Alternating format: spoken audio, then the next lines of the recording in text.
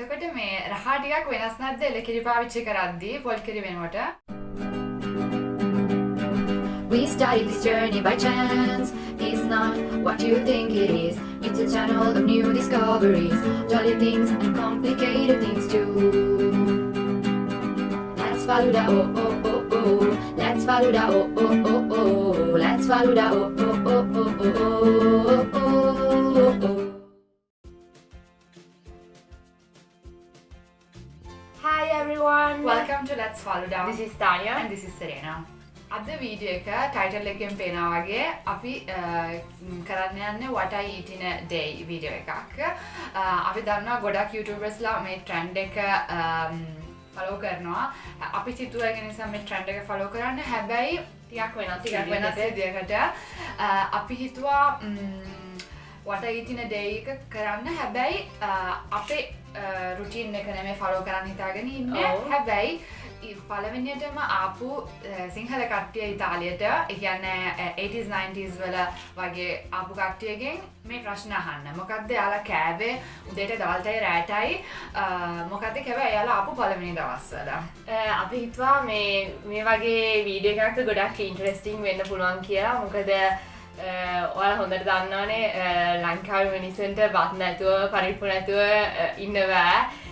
හැබැයි 90s වලයි 80s වලයි සිංගල කඩවල් තිබුණ නෑ. එහෙන්න ස්පයිසිස් තිබුණ නෑ. ඒකින්දා ටිකක් සිංහල කෑම යන්න ටිකක් අමාරුයි.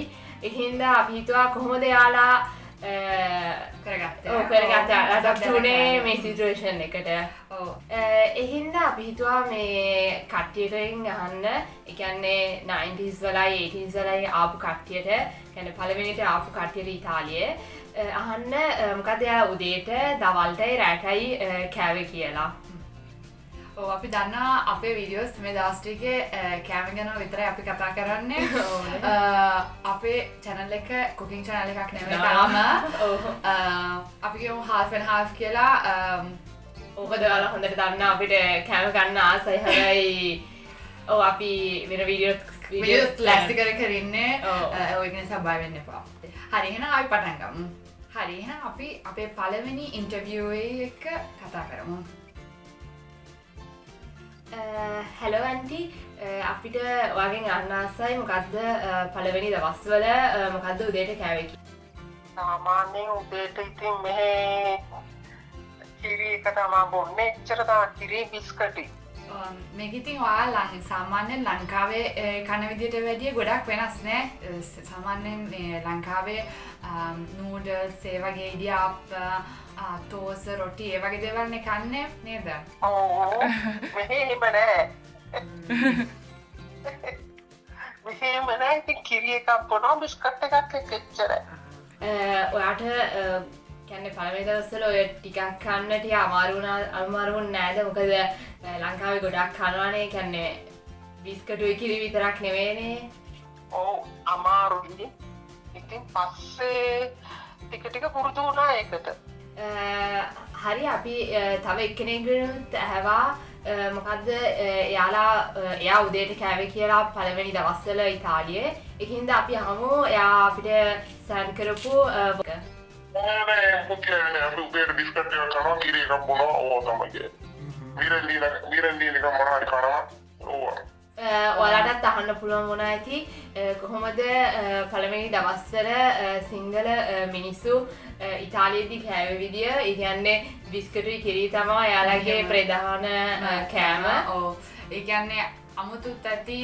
මොකද එයාට ලොකු වෙනසක් එයාලගේ සාමාන්‍යයෙන් කරන රුටීන් එකත් එක්ක. ඔව්, එයා කීපු විදියට ටිකක් අමාරු වුණා මුලින්ම. හැබැයි කොහොම හරි යාලා පුරුදු වුණා.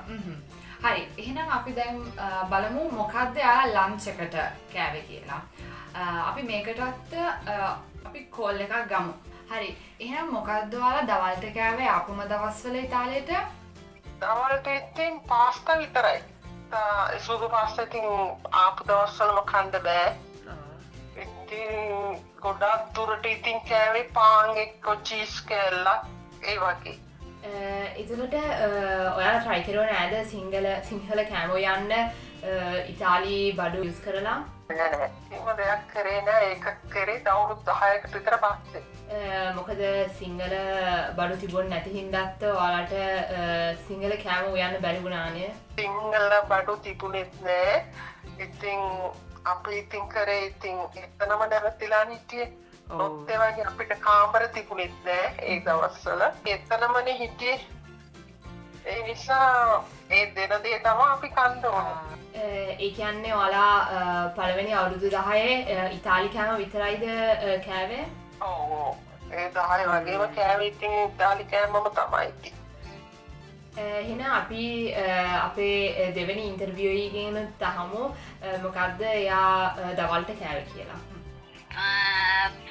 පාන් කෑවා පානොයි මේ විතරයි මේ ඉතාලි තියෙන එළවලු නෙමේ ලංකාවේ තියෙන එක නිසා ඔයාලා කොහොමද මුලින්ම කරගත්තේ? අපි ඉතින් මෙහෙ කෑම තමයි කෑවේ එළවලු ಜಾති. ගෝවා මල් තියෙන්නේ ගෝවා මල් ලංකාවේ විදියට හැදලා කනවා. ඔයාලට බත් එහෙම කන්න chance එකක් තිබ්බද? ඒ කියන්නේ ලංකාවේ කඩවල් එහෙම තිබ්බද? සිංහල කඩ නෑ. මෙහෙ වල නා බත් තම උයාගෙන කෑවා. හැබැයි අපි පොල් කිරි වෙනුවට මෙහෙ දැම්ම එළ කිරි. හරි අපි තව දෙන්නෙකුට ඇහුවා එකම සේම් ක්වෙස්චන් එක. ඒ හින්දා මේක තමයි එයාලගේ ආන්සර් එක.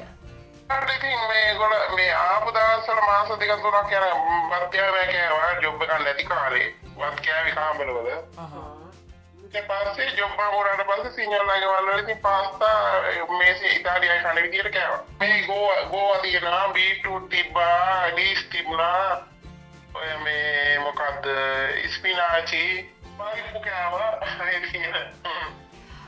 හරි අපි දැන් තව එක්කෙනෙක්ගේ දවල් කෑම එක්ස්පීරියන්ස් එක. මගේ යාළුවෙක් හදන්නේ සූකොයි කුකුල් මසුයි මේ එකට දාලා ඊට පස්සේ මේ එකට පාස්තා දාලා කනවා. නැත්නම් අනිත් එක තමයි විශේෂයෙන්ම කෑවේ පළවෙනිම දවසේ කෑවේ සූකොයි බිත්තරයි දාලා. පාස්තාත් එක තමයි පාස්තා දාන්නේ. ඔයාලට අහන්න පුළුවන් වුණා කොහොමද කියන්නේ දැන් මේ කට්ටිය 90s වලයි 80s වලයි කෑපු විදිය දවල්ට අපිට අහන්න පුළුවන් වුණා මේන්ලි යාලා කාලා තියෙන්නේ ඉතාලි කෑම මොකද ලේසි අමාරුයි තමයි පළවෙනි දවස්වල බත් හදාගන්න ලංකාවේ විදිහට එළවලුත් එක්ක සමහර කට්ටිය ඉතින් බතුත් කාලා තියෙනවා ඉතාලි එළවලු දාලා හැබැයි වැඩිම කාලා තියෙන්නේ පාස්තා තමයි. ඔව් ඒක මේන්ලි 90s වල තමයි බත් පරිප්පුව මේවා උයන්න පටන් ගත්තේ මොකද ඒ අවුරුදුවල තමා පළවෙනි සිංහල හදවත් අරන්න පටන් ගත්ත. හරි එහෙනම් අපි දැන් අහමු මෙයාගෙන් මොකද්ද යා ආපම දවස්වල රැට කෑවේ කියලා. ඔයාට මේ බත් කන්න හම්බුණාද අඩු ගානේ රැටවත්? නෑ එහෙම නෑ ඉතින් මොනවා හරි මස් එළවලු ඒ වගේ තමයි. එහෙමයි අපිට ඉතින් කවුරු හරි කෑම එකක් ගෙනල්ලා දෙනවා. අපි තපේ කෙනෙක්ගෙනුත් ඇහුවා මොකද්ද යා රැට පළවෙනි දවස්වල කෑවේ කියලා. ඒ හින්දා අහමු මේ වොයිස් නෝට් එක. රැට කන්නේ මේ බත් සාමාන්‍ය බත් හදලා ලොකු වැට හාල් තමයි කන්නේ ඒවා. මොකද මේ ඒ හාල් තමයි ඉතින් අඩුවට තිබුණ හින්දා ගොඩක් කාමර වල කෑවේ ඒවා. ලොකු වැට හාල් මේ කුකුල් මස් තමයි හදන්නේ නැත්නම් හරක් මසුත් හදනවා. මේ ගල්ලීනි කියන්නේ මේ හයිය මස් එකක් තියෙනවා කුකුල්ලුන්ගේ ඒව තමයි ගොඩක් වෙලාට හැදෙන්නේ. කරපිට රම්ප වෙනුට අපි දැම්මේ පෙස්සේ මොළ සේදන. දැන් පෙරාදල් දාලා මේ බත් මේ ලෝලෝය මස් වලට දාන්නේ ඒවා තමයි ගොඩක්. හරි අපිට මේ පොඩි ඉන්ටර්වියුස් එක්කයි වොයිස් නෝට්ස් එක්කයි අපිට කොහොම හරි ඉගෙන ගත්තා කොහොමද පළවෙනි දවස්වල සිංහල මිනිස්සු ආපු විදිය ඒ කියන්නේ උදේටයි රැටයි දවල්ටයි ඔව් ඒ කියන්නේ අපි පොඩි වටයිටින ඩේ එකක් කරා අන්තිමට අපිට තේරුණා ඇත්තටම මුල්ම දවස්වල ලේසි දෙයක් නෙමේ මෙච්චර වෙනස් කල්චර් එකකට පුරුදු වෙන්න කෑම ඉතින් මම හිතන්නේ ගොඩක් යාට අමාරු වෙන්නේ නැති. හැබැයි පොඩ කොහොමද තව ලංකාවේ කට්ටිය එන්න ගත්තා කඩවල් ඇරියා ඒක නිසා අන්තිමට එයාලට සාමාන්‍ය විදියට කන්න බොන්න පුළුවන් වුණා ලංකාවේ විදියටම. ඕ ඒ කියන්නේ සිංගල කුසින් එක කොහොම හරි ඉතාලියට අරන් ආවා. ඔව්. හරි අපි මේ වීඩියෝ එකේ අන්තිම කැල්ලට ආවා. අපිට ස්පෙෂල් තැන්ක් යූ එකක් කරන්න ඕන අපිත් එක්ක එකතු වුණ අංකල්ලාටයි ඇන්ටිලාටයි අපේ ක්වෙස්චන් වලට ආන්සර් කරුවා හින්දා එකට ඔයාලට තැන්ක් යූ කරනවා අන්තිම වෙනකම් මේ වීඩියෝ එක බලුවට. එහෙනම් ආයේ ලබන වීඩියෝ එකක හම්බෙමු. Bye for the friends.